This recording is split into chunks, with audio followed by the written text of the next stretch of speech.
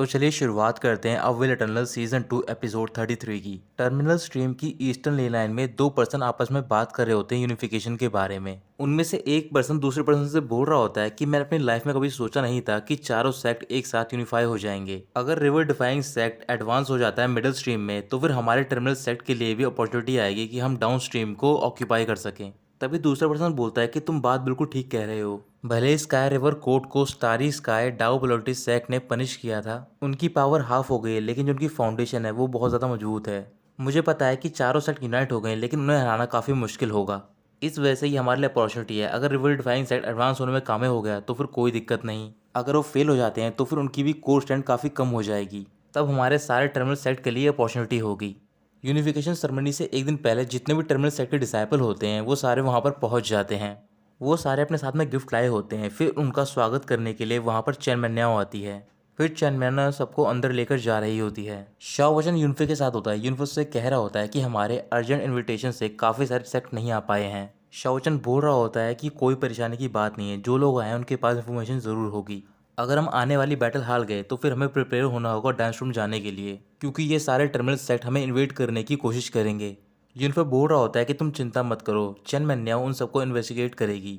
चैन मैन्याओ disciple को अंदर लेकर जा रही होती है, तभी अचानक से वो रुक जाती है क्योंकि वहां पर प्रोफाउंड सेक्ट और पिलस्ट्रीम सेक्ट के डिसाइपल आपस में लड़ने लग जाते हैं। प्रोफाउंड सेक्ट के डिसाइपल कह रहे होते हैं कि तुम हमें मारने की कोशिश क्यों कर रहे हो, जबकि यंग पेट्रियार्क ने बोल दिया है कि ऐसा कुछ भी नहीं होगा।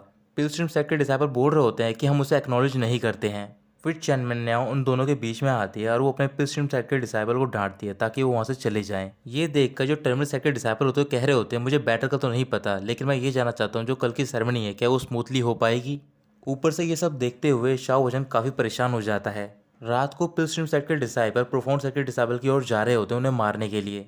तभी चैन मैन्याओ वहाँ पर पहुँच कर उन्हें रोकते हैं, उनसे पूछ होते हैं क्या तुम अभी भी रिवेंज लेना चाहते हो प्रोफाउंड सेक्ट से।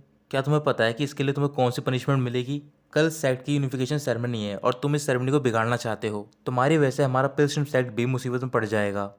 तभी एक डिसाइपल आगे की ओर बढ़ता है और बोलता है मुझे उससे कोई फर्क नहीं पड़ता है। प्रोफाउंड सेक्ट की वजह से हमारी कई सारे डिसाइपल मारे गए हैं।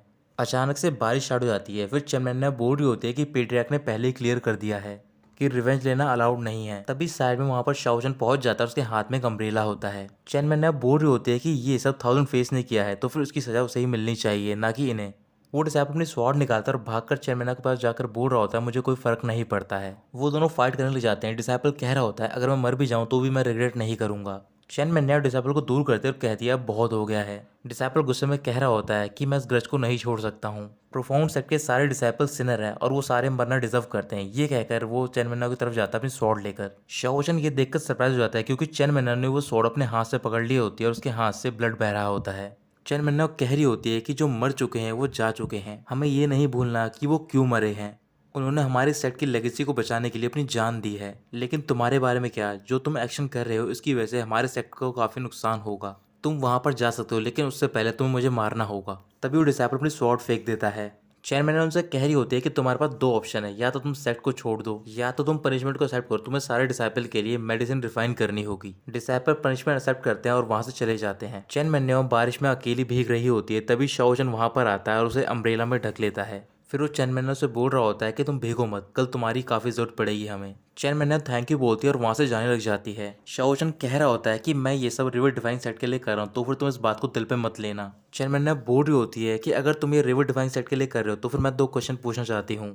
क्या तुम वाकई में सोचते हो कि हमारा पिलस्ट्रीम सेट प्रोफाउंड सेट के साथ एक्सेप्ट कर सकता है मर्जिंग। शाओ वचन बोल रहा होता है कि अगर करंट सिचुएशन देखी जाए तो फिर ये इम्पॉसिबल है दोनों सेट के लिए। लेकिन कल्टीवेशन का पाथ यही है, चाहे हम साथ हो या ना हो हमें एक साथ आगे बढ़ना होगा अगर हमें सर्वाइव करना है इस वर्ल्ड में। ये काफ़ी मुश्किल होगा लेकिन सेट को यूनिफाई करने के बाद हमारी जो लेगेसी है वो बची रहेगी। अगर हम एडवांस करने में कामयाब हुए तो फिर हमें काफ़ी सारे रिसोर्सेज भी मिलेंगे। चैन मैन्याओ बोल रही होती है क्या तुम मुझे गारंटी दे सकते हो यूनिफिकेशन के बाद क्या स्पिरिट स्ट्रीम सेक्ट और ब्लड स्ट्रीम सेक्ट पिल स्ट्रीम सेक्ट को इक्वली ट्रीट करेगा, जैसे प्रोफाउंड सेक्ट ने हमारे साथ किया, क्या वो तुम्हारा सेक्ट नहीं करेगा।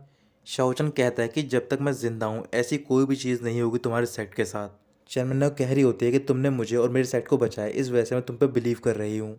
फिर वो हल्का सा मुस्कुराकर वहाँ से चली जाती है। प्रोफाउंड सेक्ट और पिलस्ट्रीम सेक्ट के पेट्रियार्क ये सब देख रहे होते हैं। पिलस्ट्रीम सेक्ट के पेट्रियार्क बोल रहे होते हैं कि शाओ वचन का एम्बिशन देख के लगता नहीं कि हम किसी ऑर्डिनरी पीपल से इसे कंपेयर कर सकते हैं। प्रोफाउंड सेक्ट के पेट्रियार्क बोल रहे होते हैं कि अगर शाओ वचन मेरे सेक्ट में होता तो फिर हमारे सेक्ट की ऐसी हालत नहीं होती आज। वो तो अच्छी बात यह है कि कल यूनिफिकेशन सेरेमनी है और चारों सेक्ट एक होने जा रहे हैं।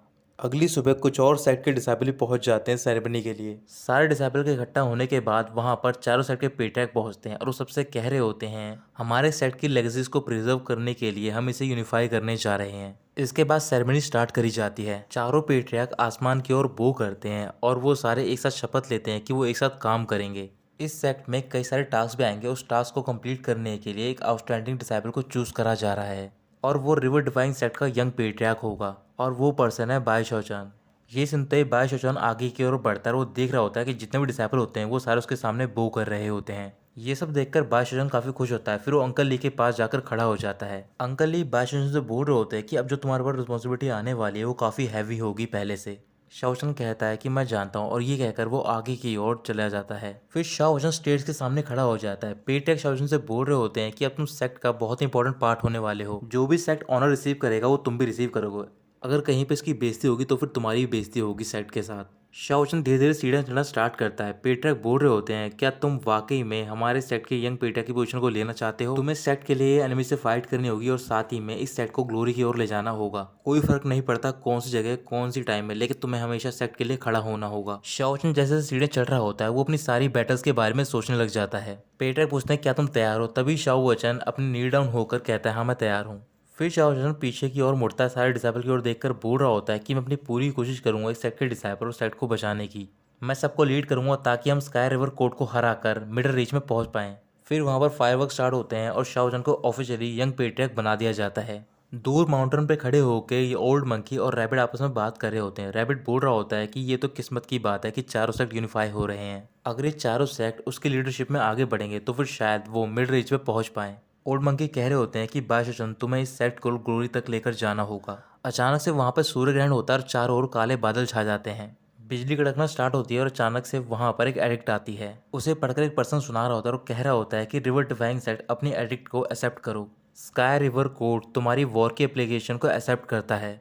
1 महीने बाद तुम्हें स्काई रिवर कोर्ट पहुंचना होगा उनसे फाइट करने के लिए। ये सुनाने के बाद वो एडिक्ट वहां से गायब हो जाती है और जो सूर्य ग्रहण होता है वो भी हट जाता है।